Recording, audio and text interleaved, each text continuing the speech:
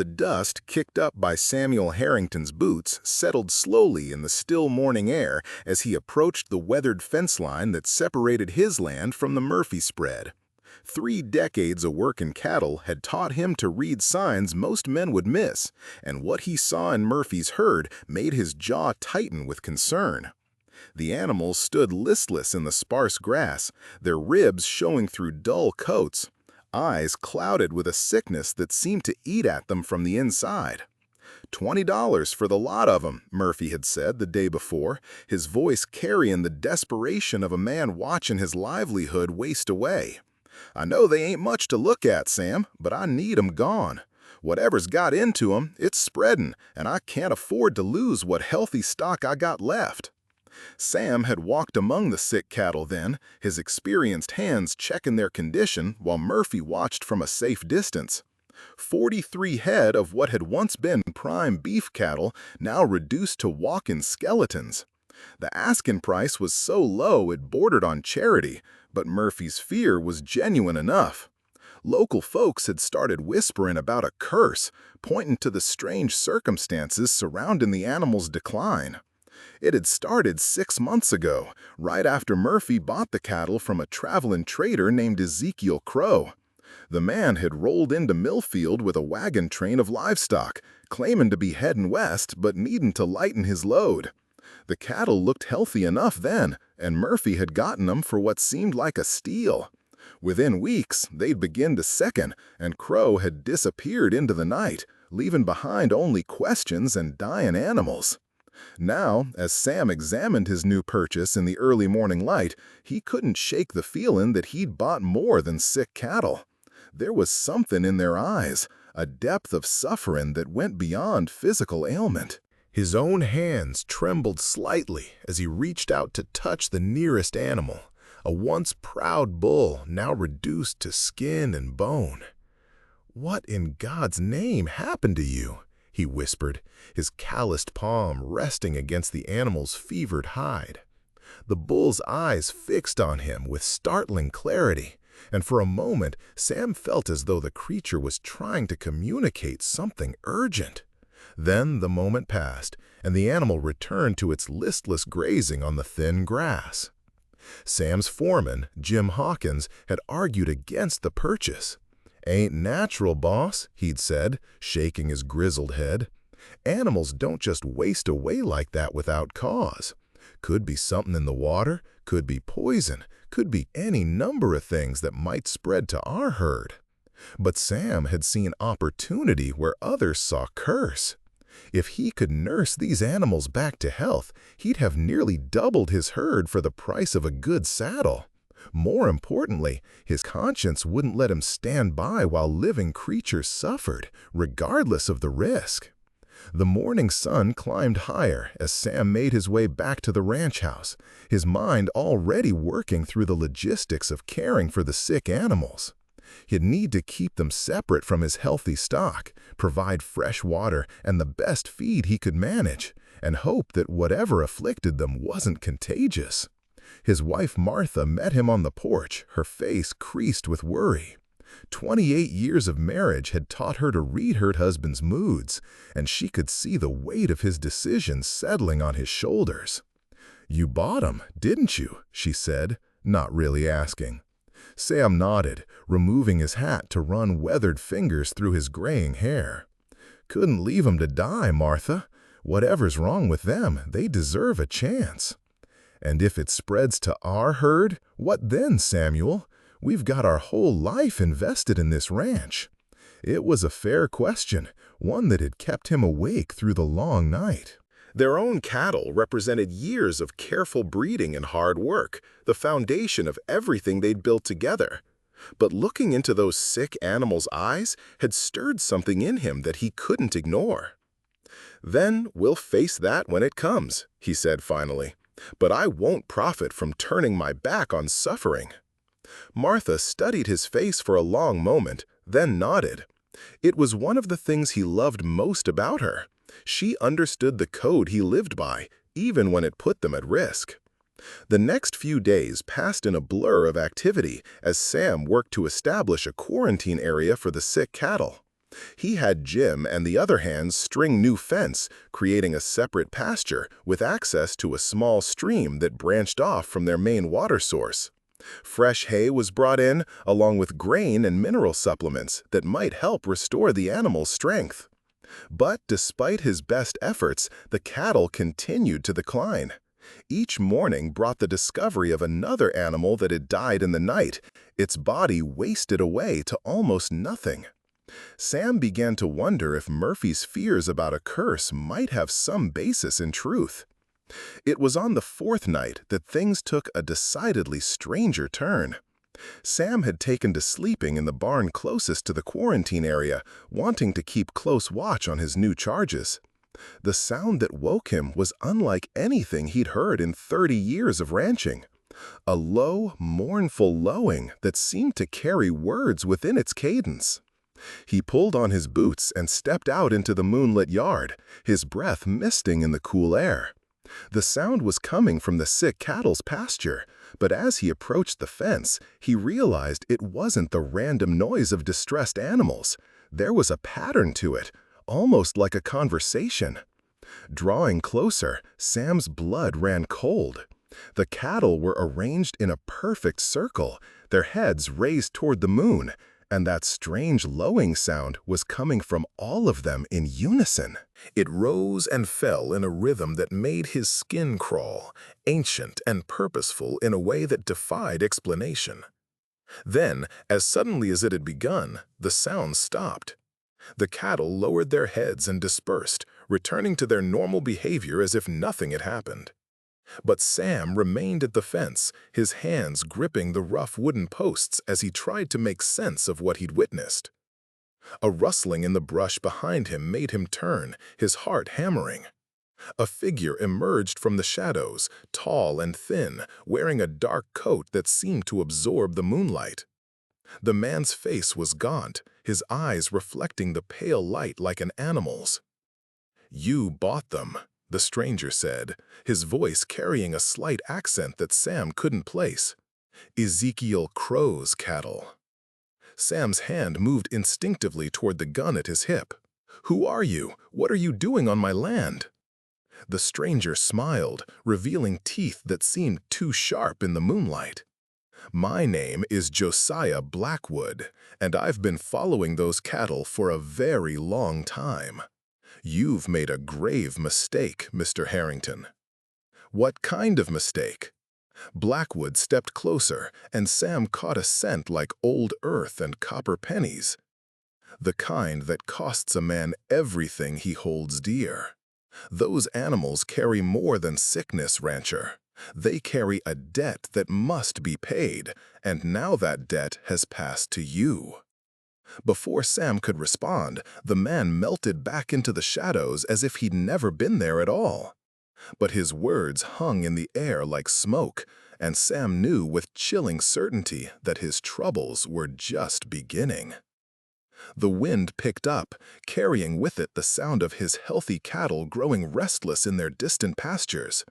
Whatever curse had claimed Murphy's herd was already reaching out toward his own, and Sam realized he'd bought far more than he'd bargained for. The $20 had seemed like a steal, but as he stood alone in the moonlight, he began to understand that some bargains came with a price no honest man could afford to pay. Martha found him there an hour later, still gripping the fence post, his face white with fear and determination in equal measure. The real fight for his ranch, his family, and perhaps his very soul was about to begin. The morning brought fresh horrors that made Sam question his sanity. 3 more of the sick cattle had died during the night, but their bodies told a story that defied natural explanation. Rather than the emaciated carcasses he expected, these animals appeared to have been drained of something more essential than mere life. Their eyes had turned completely white, and their skin had taken on a gray pallor that reminded him uncomfortably of old parchment. Jim Hawkins found him examining the bodies just after sunrise, the foreman's weathered face grim with concern. "Boss, this ain't natural. I've seen cattle die from every disease known to man, but nothing like this." Sam nodded, his own unease growing by the hour. "Get the boys to burn these bodies, Jim. Don't let them touch the carcasses with bare hands, and make sure the ashes are buried deep." "You think it might spread?" "I don't know what to think anymore," Sam admitted, remembering the strange visitor from the night before. "But we can't take chances." As the morning progressed, Sam's attention was drawn to changes in his healthy herd. The cattle in the main pasture had grown skittish, clustering together at the far end of their range, as far from the quarantine area as possible. Their behavior was telling. Animals often sense danger long before humans recognized it. Martha brought him coffee and breakfast in the field, her face tight with worry. "The Miller boy came by this morning," she said, setting the tin cup on a fence post. Sam's jaw tightened. The Millers owned the spread to the east, and old Pete Miller was known for his sharp tongue and suspicious nature. "What's he want?" "Word's gotten around about the strange happenings. Pete's worried about his own herd, and he's got others thinking the same way. They want you to destroy those animals before whatever's killing them spreads." It was a reasonable request from a practical standpoint, but Sam found himself reluctant to agree. Despite their sickness, despite the strange behavior he'd witnessed, he felt a growing responsibility toward the suffering animals. More than that, he was beginning to suspect that simply killing them wouldn't end whatever had been set in motion. "Tell Pete I'll consider it," he said finally, "but I need more time to understand what we're dealing with." Martha studied his face with the keen perception of a woman who'd lived with a man through 3 decades of hardship and triumph. "There's more to this than sick cattle, isn't there?" Sam hesitated, then told her about his encounter with Josiah Blackwood. As he spoke, he watched her expression shift from concern to fear to the steel resolve that had helped her survive frontier life. "This Blackwood," she said when he finished, "you think he's connected to the man who sold Murphy the cattle?" "I think they're both connected to something bigger than we understand," Sam replied. "And I think $20 was never the real price for those animals." The afternoon brought an unexpected visitor in the form of Father Miguel Santos, the Catholic priest who served the scattered communities in the region. The elderly man's presence was both comforting and ominous. Father Santos rarely made house calls unless the situation was dire. "Samuel," the priest said, dismounting from his aging horse with careful movements, "I've heard troubling reports about your recent purchase." Sam led him toward the house, grateful for the opportunity to speak with someone who might understand the spiritual dimensions of what he was facing. "Father, I'll be honest with you. What's happening here goes beyond any natural sickness I've ever seen." Over coffee in the kitchen, Sam related the events of the past few days, including his encounter with Blackwood.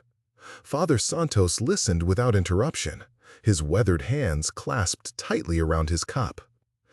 "There are forces in this world," the priest said finally, "that most men are blessed never to encounter. But sometimes, through accident or ambition, we find ourselves caught up in affairs that predate Christ's message of salvation." "You're talking about evil," Sam said bluntly. "I'm talking about debts that span generations, Mr. Harrington. Bargains made by desperate men with entities that view human suffering as currency." Father Santos leaned forward, his dark eyes intense. "Tell me, when you bought those cattle, did you feel you were getting an unusually good deal?" Sam nodded slowly. $20 for 43 head, even sick ones, was almost charity. "Because it wasn't charity, my son. It was a transfer of obligation. Murphy couldn't pay the price demanded of him, so the debt has passed to you." The implications of the priest's words settled over Sam like a cold blanket. What kind of price? That depends on the original bargain. But in my experience, such entities are rarely satisfied with money or livestock. They hunger for something more fundamental, the essence of life itself, the soul's connection to the divine. A crash from outside interrupted their conversation, followed by Jim Hawkins shouting for Sam to come quickly. They rushed out to find chaos in the main pasture. Sam's healthy cattle were stampeding toward the far fence, their eyes wild with terror. But what had spooked them was immediately apparent. The surviving sick cattle had somehow broken through the quarantine fence and were walking in single file toward the main herd. Their movement was wrong, too coordinated and purposeful for animals driven by instinct. They moved like soldiers following orders, and their white, clouded eyes seemed to glow in the afternoon sun. "Get the rifles," Sam shouted to his hands. "Don't let them reach the main herd." But even as he spoke, he knew conventional weapons would be useless. Whatever animated these creatures now went beyond flesh and blood. The real battle was just beginning, and Sam was starting to understand that the price of $20 might well be everything he'd spent his life building. Father Santos placed a firm hand on his shoulder. "There's still time to break this curse, Samuel, but it will require more courage than any man should have to summon." As the possessed cattle continued their inexorable advance, Sam realized that his real education in the price of supernatural bargains was about to begin. The stranger's debt was now his to pay, and the collection agents were already at his door. The standoff lasted 3 hours, with Sam's healthy cattle pressed against the far fence, while the possessed animals stood motionless in the center of the pasture, as if waiting for some unseen signal. Father Santos had retreated to his horse to retrieve items from his saddlebags: a worn leather Bible, a silver cross, and a small vial of what Sam assumed was holy water. "The sun's getting low," Jim observed, his rifle trained on the nearest of the sick cattle. "Whatever they're waiting for, it's probably gonna happen after dark." Sam nodded grimly. The afternoon had brought a stream of neighboring ranchers, all demanding to know what he intended to do about the threat to their own herds. Pete Miller had been the most vocal, threatening to take matters into his own hands if Sam didn't act soon. "You brought this curse down on all of us," Miller had shouted, his weathered face red with anger. "Those things ain't natural, and they sure as hell ain't staying on your land much longer if I have anything to say about it." It was Martha who provided the voice of reason that prevented violence. "Pete Miller, you've known my husband for 15 years. Has he ever done anything that wasn't aimed at helping his neighbors? He bought those cattle to save them from suffering, not to bring harm to anyone." But even Martha's calming influence couldn't completely ease the tension. The neighboring ranchers had agreed to wait until nightfall, but their patience was wearing thin. Sam knew he had hours at most to find a solution that would satisfy both the supernatural forces at work and the very practical concerns of his community. Father Santos approached him as the sun touched the horizon. "I've been thinking about what you told me of this Blackwood character. The name is familiar from church records I studied years ago." "Church records?" "There was a settlement about 50 miles north of here, back in the 1840s, a place called Raven's Hollow. The records mention a Josiah Blackwood who served as the settlement's spiritual advisor, you might say." Sam felt a chill run down his spine. What happened to the settlement? It disappeared, completely. The territorial government sent investigators, but they found only empty buildings and livestock that had died under mysterious circumstances. The official report blamed disease, but the surviving witness accounts spoke of darker forces. The priest paused, his eyes fixed on the possessed cattle. According to those accounts, Blackwood made bargains with the settlers: protection from raids, good harvests, healthy livestock. But the price was always to be paid later, and when that time came, he collected not just what was owed, but everything the people had. "And you think he's the same man I met last night?" Father Santos nodded slowly. "Entities like Blackwood don't age as we do. They exist between worlds, feeding on human desperation. The cattle you bought weren't just sick, Samuel. They were marked, carrying the spiritual residue of whatever bargains were made in Raven's Hollow. As darkness fell, the truth of the priest's words became horrifyingly apparent. The possessed cattle began to move again, but this time they didn't advance towards Sam's herd. Instead, they formed a larger circle in the center of the pasture, their heads raised toward the star-filled sky. The same mournful lowing that had awakened Sam the night before began again, but now it was accompanied by an otherworldly glow emanating from the animals themselves. "Dear God," Martha whispered, moving closer to her husband's side. The glow intensified, and within its light, shapes began to form. Translucent figures of people, dozens of them, all bearing the clothes and appearances of settlers from decades past. They stood among the cattle, their faces twisted with anguish, their mouths open in silent screams. "The souls of Raven's Hollow," Father Santos said, his voice heavy with sorrow, "trapped and bound to serve Blackwood's purposes." That's when Josiah Blackwood himself materialized at the edge of the circle, his form more solid than the trapped spirits, but still carrying an otherworldly quality that made Sam's eyes water to look upon him directly.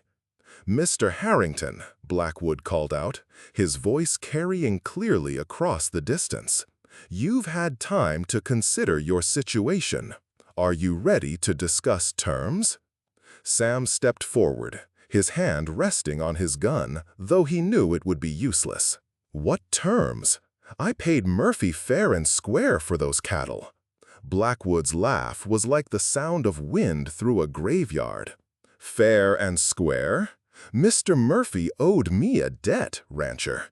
40 souls to replace those I lost when Raven's Hollow was abandoned. Your purchase of his cattle transferred that obligation to you. I don't owe you anything." "Don't you?" Blackwood gestured toward the possessed animals. "These creatures carry the spiritual essence of my former congregation. By taking ownership of them, you've accepted responsibility for their debts. 40 souls, Mr. Harrington. The lives of everyone on your ranch would be a good start, but I'll need more to complete my collection." The trapped spirits within the circle seemed to surge forward, their anguished faces turning towards Sam and his family. But Father Santos stepped between them, raising his silver cross high. "By the power of Christ Jesus, I command you to release these souls," he shouted, his voice carrying an authority that made even Blackwood pause. "Huh, a priest," Blackwood said, his tone amused. "Huh, how quaint. But your God has no power here, old man. This is a matter of contract law, not divine intervention." "Every soul belongs to God," Father Santos replied firmly. "Your contracts are void in the face of true faith." What happened next would haunt Sam for the rest of his life. Blackwood raised one skeletal hand, and Father Santos was lifted from the ground, his body suspended in the air as an invisible force began to squeeze the life from him. The priest's cross clattered to the ground, its silver surface tarnishing instantly. Without thinking, Sam drew his gun and fired 6 shots into Blackwood's chest. The bullets passed through the entity without effect, but the sound seemed to break whatever hold he had on Father Santos, who collapsed to the ground, gasping for breath. "Violence, Mr. Harrington?" Blackwood asked, his form beginning to grow more solid and menacing. "How disappointing. I had hoped for a more civilized negotiation." That's when Martha stepped forward, her voice steady despite the terror written across her face. "What if we offered you something else, something more valuable than the souls of innocent people?" Blackwood's attention shifted to her, his interest clearly piqued. "What could you possibly offer that would interest me?" Martha looked at Sam, her eyes filled with a love so deep it took his breath away. The willing sacrifice of a pure soul, one given freely, without coercion or trickery. "Martha, no," Sam said, understanding immediately what she intended. But she had already stepped into the circle of light, her form beginning to take on the same ethereal quality as the trapped spirits. "I offer myself in place of all others, one soul freely given to settle the debt completely." Blackwood studied her with predatory interest. "A fascinating proposition. But what makes your soul is worth 40 others?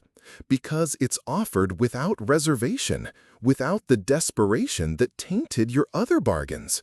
A pure sacrifice has power that stolen souls can never match." For a moment, Sam thought he saw uncertainty in Blackwood's ancient eyes.